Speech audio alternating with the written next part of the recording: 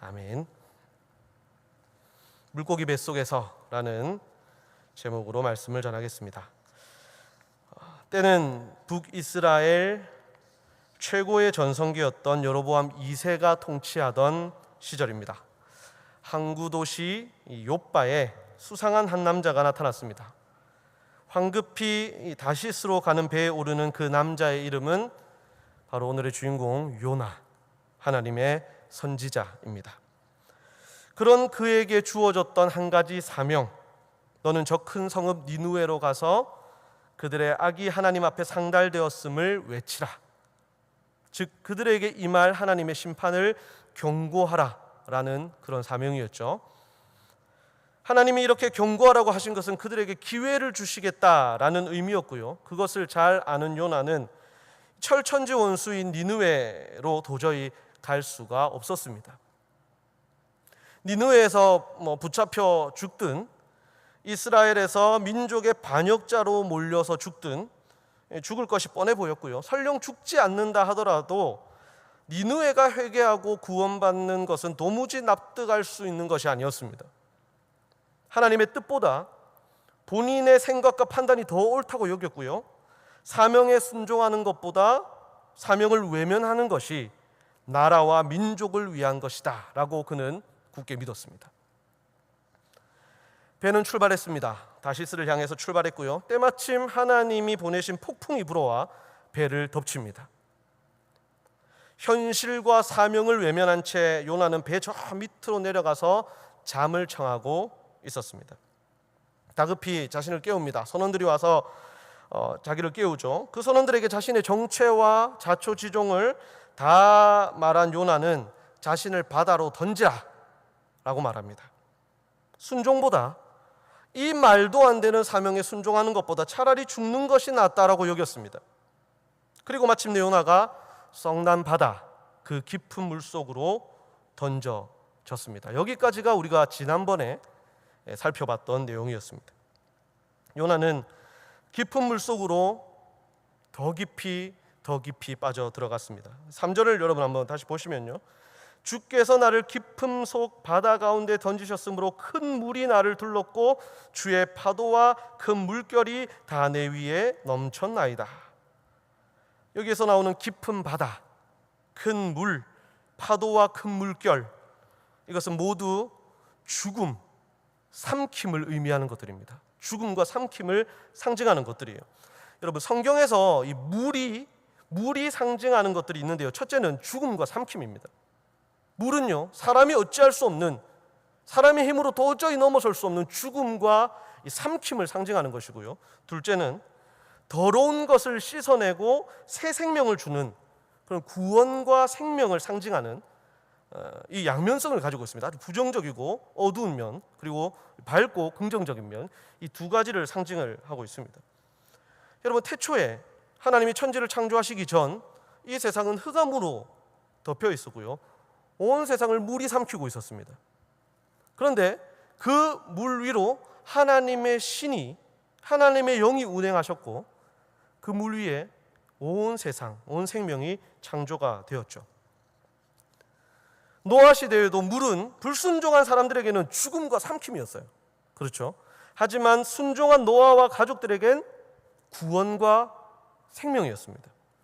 출애굽 시에도 홍해는 애굽 군대에게는 죽음과 삼킴의 그런 심판이었지만 그 바다를 건넌 이스라엘 백성들에게는 이 물이 구원과 생명이었습니다. 우리가 세례를 받을 때도 그렇습니다. 우리가 물로 세례를 받을 때 우리의 옛사람은 죽는 겁니다. 우리를 삼키고 있던 죄가 사라지는 것이고요, 우리는 죄 씻음을 받고 새 생명을 입는 겁니다. 물은 그런 겁니다. 요나에게도 이 물은요, 그런 두 가지로 나중에는 이제 작용을 하게 되는데, 지금 이 순간 이 바다에 빠진 요나에게 물은요, 죽음과 삼킴의 물이었습니다. 이제 그에게 기다리고 있는 것은 자기가 그토록 원했던 죽음 뿐입니다. 사람이 죽음 바로 직전에 놓이게 되면 여러 가지 생각을 하게 되고요, 건강히 살았을 때는 몰랐던 그런 것들도 아주 선명하게 깨닫게 된다고들 합니다. 요나도 이 죽음의 그림자가 바로 코앞까지 들이운 그런 절체절명의 순간이 되자 비로소 생각이 깊어져요. 생각이 깊어지고 땅 위에서 숨쉬며 마음껏 살아있던 그 어떤 때보다 또렷한 정신으로 자신을 돌아보게 됩니다. 죽음이 코앞에 다가오자 요나는 그 순간을 이렇게 표현합니다. 오늘 보면 4절이에요. 내가 하나님의 목전에서 쫓겨났다. 이것은 하나님과 내가 단절되었다, 하나님으로부터 버림받았다라는 그런 의미입니다. 요나는 이 단절에 의미하는 바, 그 실체를 비로소 이제 이해하게 된 거예요. 사실 이 단절을 원했던 사람은 자신이었습니다. 하나님을 버리고 사명을 버리려 했던 그 사람이 바로 자신이었습니다.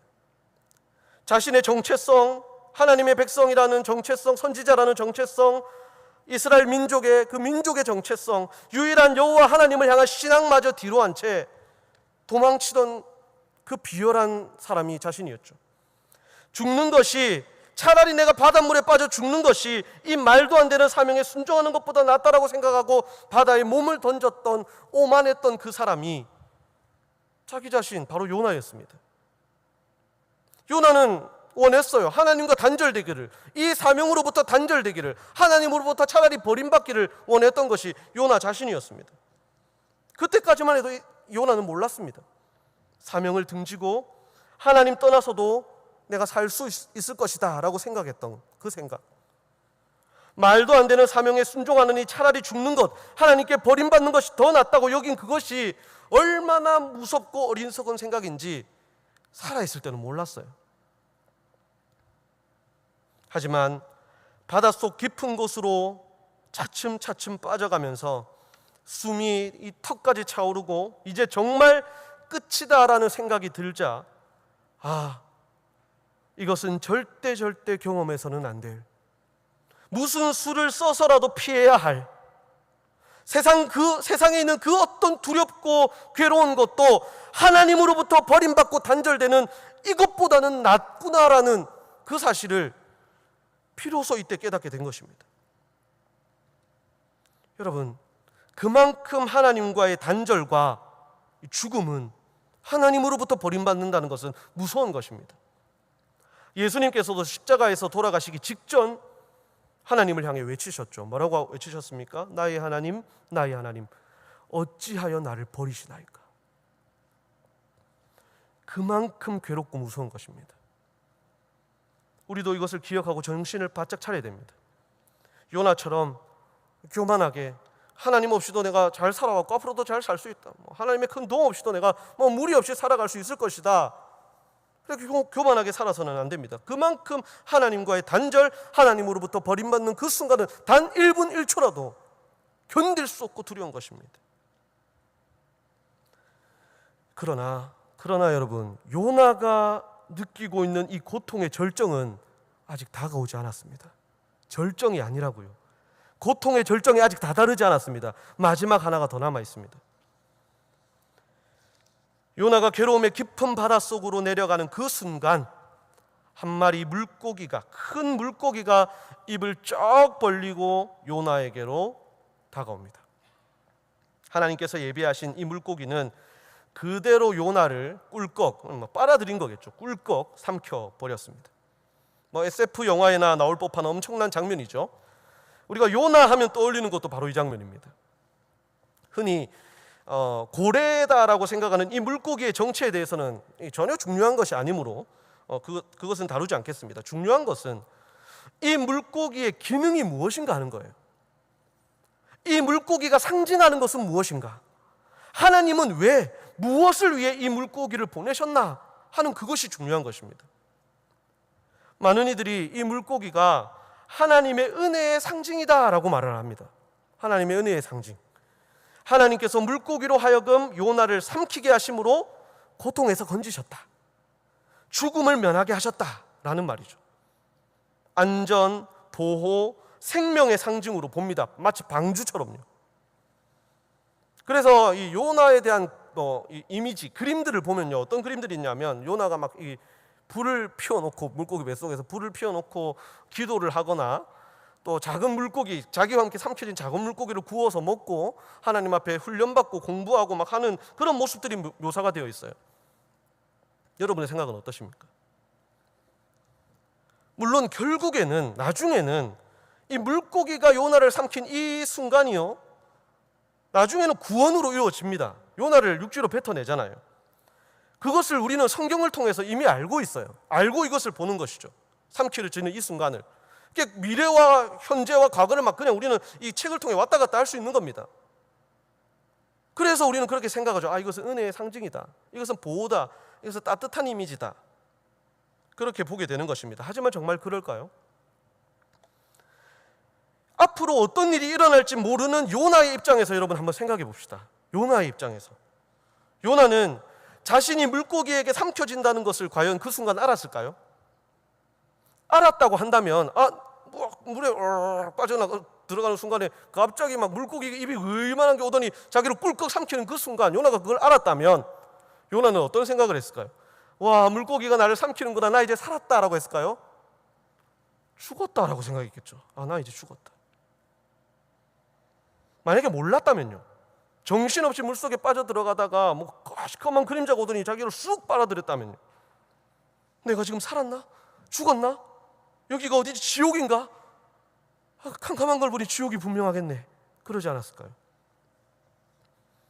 처음에는 자신이 물고기 뱃속에서 여전히 살아있다는 것을 몰랐다고 해도요, 시간이 흐르면서 숨도 자기가 여전히 쉬고 있고 가슴에 손을 대보니 심장도 뛰고 있고 꼬집어 보니 아프고 하면서 알았겠죠.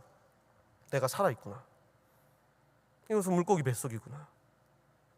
하지만 살아있어도 살아있는 게 아닙니다. 여러분, 물고기 뱃속은 과연 어떨까요? 우리가 가본 적이 없으니까 알 수가 있겠습니까만은 물고기 뱃속은 어떨까요?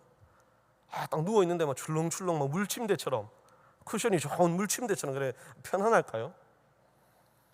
그림 같은 데 보면 나오는 것처럼 이 불을 피울 수 있고 뭐 주변에 마실 물도 있고 물고기를 구워 먹을 수 있는 그런 상황일까요? 물컹물컹 발이 쑥쑥 빠지고 도무지 한 걸음도 걸을 수 없었을 겁니다. 답답하고요, 습하고요, 역한 냄새도 진동하면서 숨을 쉬기조차 힘들었을 겁니다. 자기가 물에 빠지면서 들여 마셨던 그 바닷물을 계속해서 토해냈을 거고요, 두통에 복통에 호흡곤란까지 너무나도 괴로웠을 겁니다. 더군다나 한 치 앞도 보이지 않는 이 어두컴컴한 암흑은 그 두려움과 공포를 몇 배나 가중시켰을 겁니다. 그 어떤 도움도 있을 수 없는, 그 어떤 도움도 바랄 수 없는, 세상과 완전히 차단된 그야말로 생지옥입니다. 결코 안전하고 보호받고 있다는 생각이 들 그런 긍정적이고 밝은 상황이 아니라는 말입니다. 물고기 뱃속은. 그리고 하나님은 왜, 무엇을 위해 물고기를 여기 보내셨을까요? 요나야, 자, 내가 너를 살렸다. 너는 이제 안전할 것이다. 그러니 물고기 뱃속에서 회개하면서 마음의 준비 잘해서 사명 감당할 준비를 하거라.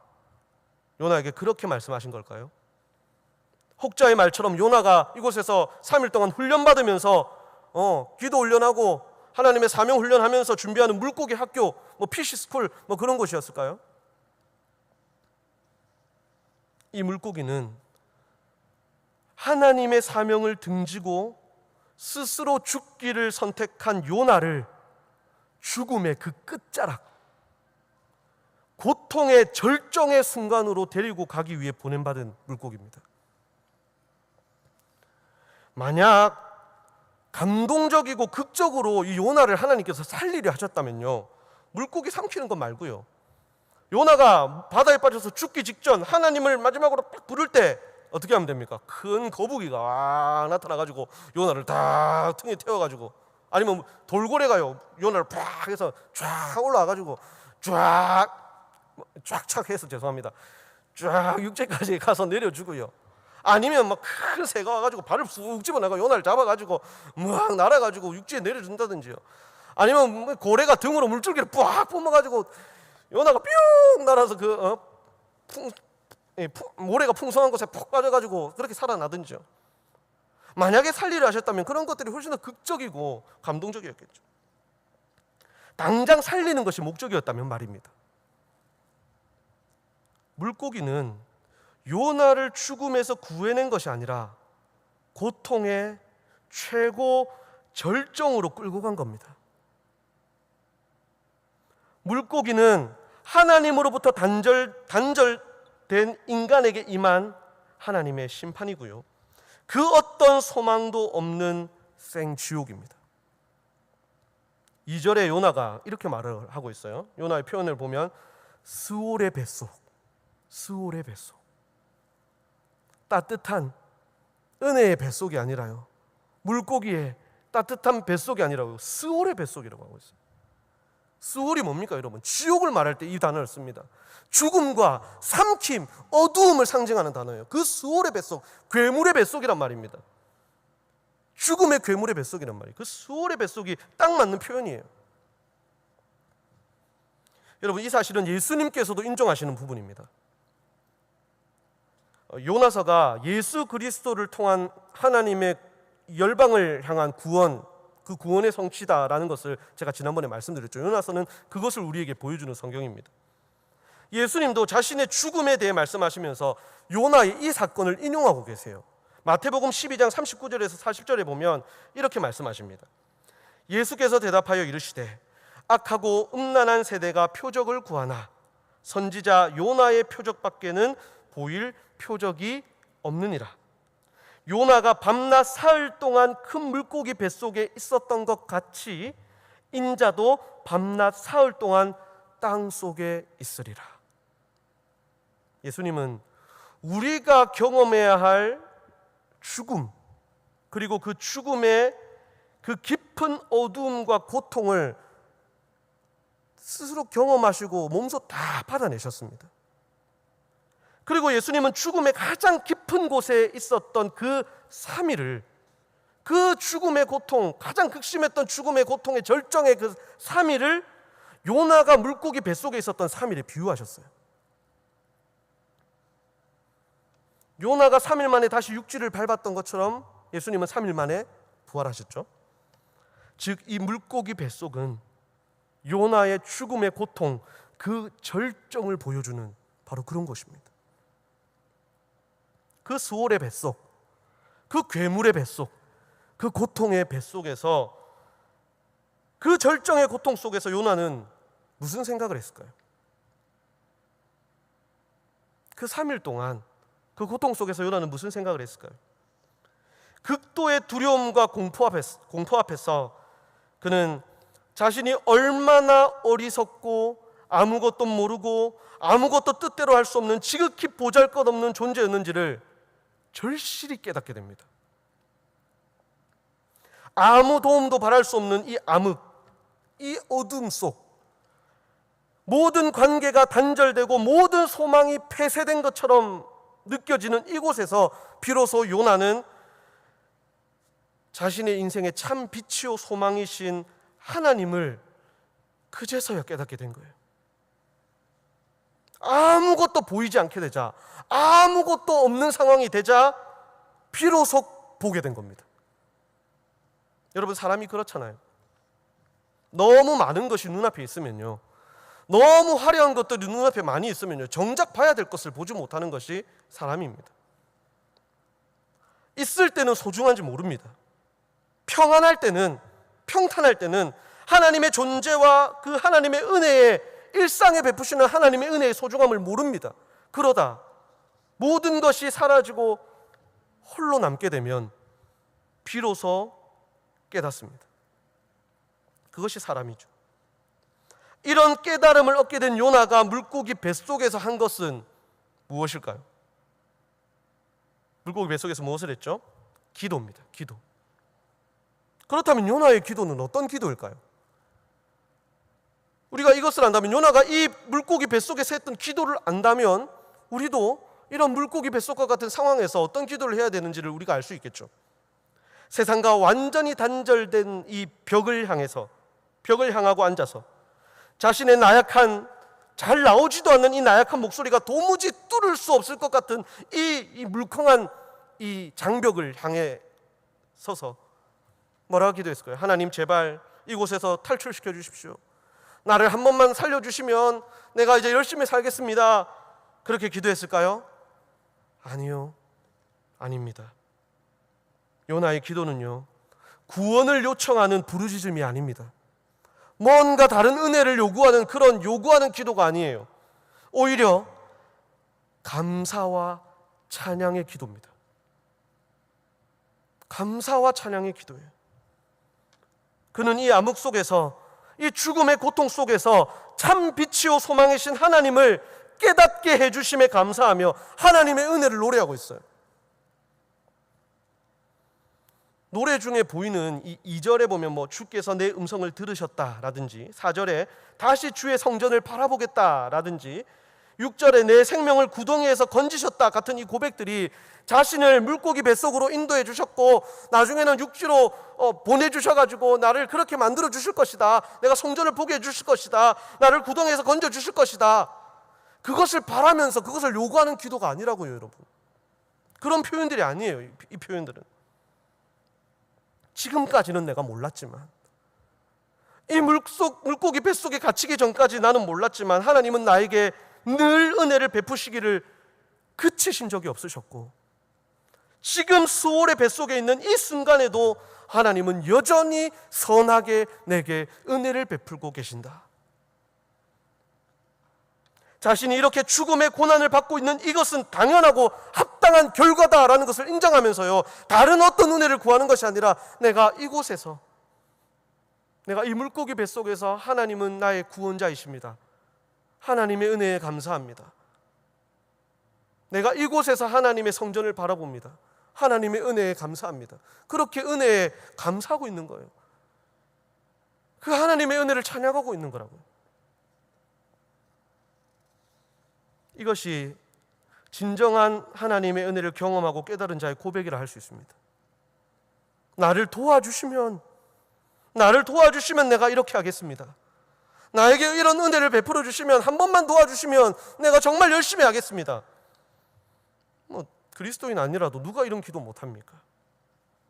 이런 조건부 기도나 소원이 아닌 하나님 한 분만으로 만족하고 날 구원해 주신 그 은혜 하나만으로도 감사할 수 있는, 이것이 하나님이 원하시고 하나님이 기뻐하시는 고백일 것입니다. 성도 여러분, 지난 1장과 또 오늘 2장을 통해서 본 이 요나의 인생이 우리의 인생 같지는 않은지요? 우리 인생에서, 저와 여러분의 인생에서 하나님보다 나 자신이 더 소중한 것은 아닙니까? 하나님의 전능하심을 우리는 늘 찬양하고 노래하면서 내 생각, 내 뜻이 하나님보다 우선이 되는 것은 아닌가요? 저와 여러분에게 하나님은 과연 몇 등입니까? 1등은 나 자신, 내가 잘 되는 것. 2등은 내가 사랑하고 아끼는 사람들, 내가 좋아하는 것들. 그리고 3등이 하나님 아닌가요? 하나님에게는 언제나 우리가 1등인데 말입니다.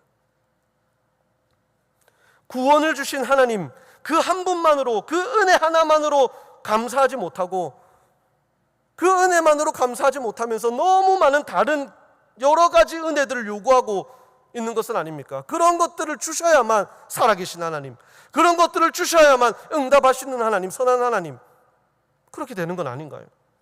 평탄한 생활, 별 문제 없는 일상으로 인해 매 순간 신실하게 부어주시는 하나님의 그 일상의 은혜를 망각하며 살아가고 있는 건 아닌가요? 하나님을 높이고 하나님의 사명에 순종하기보다 내 인생 목표를 이루고 내 명성 쌓는 데만 너무 급급하게 살고 있는 것은 아닌가요? 날 위해 아들을 주신 그 어려운 일을 행하신 하나님의 자비와 인자에 감사하고 찬양을 하면서도 교회 공동체 안에서 내가 싫은 것, 내가 하기 싫은 것, 내 뜻이 아닌 것은 절대 용납하지 못하고 자비와 인자도 형제 자매에게 행하지 못하고 있는 것은 아닌가요? 날 위해 한없이 낮아지시고 십자가에서 죽으신 그 예수님을 노래하면서도 내 자존심에 조금이라도 스크래치가 가는 것은 허용될 수 없고, 내가 싫은 것은 그것이 영혼을 구원하는 일이라도 절대 이 공동체 안에서 인정할 수 없는 그런 사람은 아닌가요? 내가 섬기기보다 누가 나를 섬겨주기를 바라고, 이름도 없고 빛도 없는 저 말석 구석자리보다 같은 일을 해도 이름도 영광도 얻을 수 있는 상석에 앉기를 바라면서 신앙생활을 하고 있는 것은 아닌가요? 그렇게 살아왔다면 우리에게 필요한 것이 바로 물고기 뱃속입니다. 그곳에 들어가기 전에 깨닫고 순종한다면 더 없이 좋겠지만, 그렇지 못하다면 내가 아무것도 할 수 없고 내가 그동안 의지했던 세상의 그 무엇도 나에게 도움을 주지 못하는 그곳, 내가 온전히 죽고 내가 사라지고 보이지 않는 그곳, 삼킴과 죽음의 최고 절정의 그 순간에 비로소 하나님만 보이고 하나님의 소중함을 깨닫게 되는 그곳이 저와 여러분에게 필요합니다. 요나는 교만하게 욕심내며 살아가는 우리에게 오직 하나님만 바라고 하나님 한 분만으로 만족하고 하나님만 의지할 수밖에 없는 그 시간, 그 장소가 필요하다. 그 시간이 있어야, 그 시간을 통과해야 생명도 구원도 진정한 은혜도 있는 것이라고 이 본문을 통해 우리에게 권면하고 있습니다. 사랑하는 성도 여러분, 저는 진심으로 저와 여러분이 이렇게 물고기 뱃속까지 가지 않고도 하나님이 말씀을 통해 주시는 그 깨달음으로 하나님 앞에 바로 설 수 있기를 간절히 바랍니다. 그러나 혹 지금 물고기 뱃속에 계시다면 요나처럼 다른 은혜 구하지 않고 지금껏 나에게 은혜를 베푸셨고 지금 이 순간에도 멈추지 않는 그 하나님의 은혜, 선하신 그 하나님의 은혜는 완전하다라고 고백하십시오. 다른 그 어떤 은혜 주시지 않는다 할지라도 나를 구원하시고 나를 여기까지 인도하신 그 하나님의 은혜가 완전합니다 라고 노래할 수 있기를 바랍니다. 깊은 어둠 속에서 내뱉는 그 감사의 기도 소리, 아무도 들을 수 없는 시면의 깊은 곳에서 희미하게 들려오는 그 작은 찬미 소리를 하나님이 들으시고 역사하실 것입니다. 요나를 물고기 뱃속에서 육지로 토해내신 것처럼, 예수님을 죽음 가운데서 다시 살리신 것처럼 하나님은 고난과 아픔 속에 우리의 내민 손을 붙잡으시고 우리를 도우시며 구원하실 것입니다. 이 은혜를 다 누리며 사시는 저와 여러분 되시길 예수님의 이름으로 간절히 축복합니다.